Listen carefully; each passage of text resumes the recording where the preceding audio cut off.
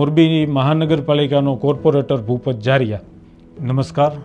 આજરોજ મોરબી મહાનગરપાલિકા ખાતે આજ સામાન્ય સભા મળેલ. સામાન્ય સભાની અંદર જે કોર્પોરેટરો છે એમને વેતન ભથ્થા તરીકે નક્કી કરેલી જે રકમ છે એ રકમ પ્લસ જેટલી આપે છે એટલી ને એટલી રકમ હું મારા ખર્ચમાંથી એ રકમ પ્લસ કરીને ડબલ રકમ કોઈ મોરબીની અંદર સારી કોઈ સામાજિક કાર્યમાં શિક્ષણમાં એ રકમનો હું ઉપયોગ કરીશ. અને આજ મને વિચાર આવ્યો છે, મારા પિતાશ્રી લાખાભાઈ મગનભાઈ જારિયા જ્યારે નગરપાલિકાના પ્રમુખ હતા ત્યારે એમને નગરપાલિકાની ઓફિસમાં ચા પાણી જે કાંઈ ખર્ચો આવતો એ પર્સનલી ખર્ચો ભોગવતા, નગરપાલિકા ઉપર કાંઈ પણ બર્ડન નાખેલ નથી.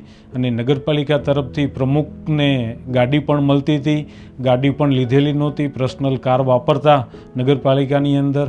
પછી ભારતીય જનતા પાર્ટીની અંદર બીજેપીના મોરબી શહેરના અધ્યક્ષ બન્યા ત્યારે અધ્યક્ષ તરીકે પણ ઓફિસ જે કાર્યાલય કરવાનું હોય એ પણ પપ્પા એમની ઓફિસે જ કાર્યાલય ઉપર એમની જ પ્રિમાઇસીમાં, અમારી પ્રિમાઇસીમાં શહેર ભાજપનું કાર્યાલય ખોરેલું.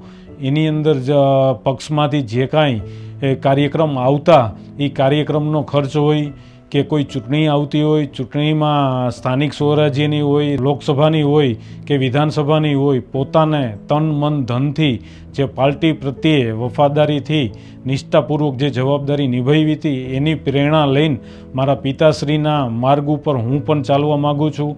એટલે કોર્પોરેશનમાંથી જે કાંઈ મને પગાર ભથ્થું મળે છે એ પગાર ભથ્થામાં પ્લસ એટલું ને એટલું હું મારા ખર્ચમાંથી એટલું ને એટલું આપી અને સમાજ કાર્યમાં વાપરીશ. શિક્ષણ માટે છે, સારી કોઈ સંસ્થા છે, સેવા કાર્યમાં હું વાપરીશ. અને જે હું વાપરીશ એનો હું દર મહિને હિસાબ પણ રજૂ કરીશ. હિસાબ મતલબ કે ક્યાં મેં વાપરા છે એ મારા સોશિયલ મીડિયાથી હું જાણ પણ કરીશ પબ્લિકને. અમારી આ ચેનલને લાઈક કરો, શેર કરો અને સબસ્ક્રાઈબ તો જરૂર કરો. સબસ્ક્રાઈબ કરવાનું ભૂલતા નહીં મિત્રો.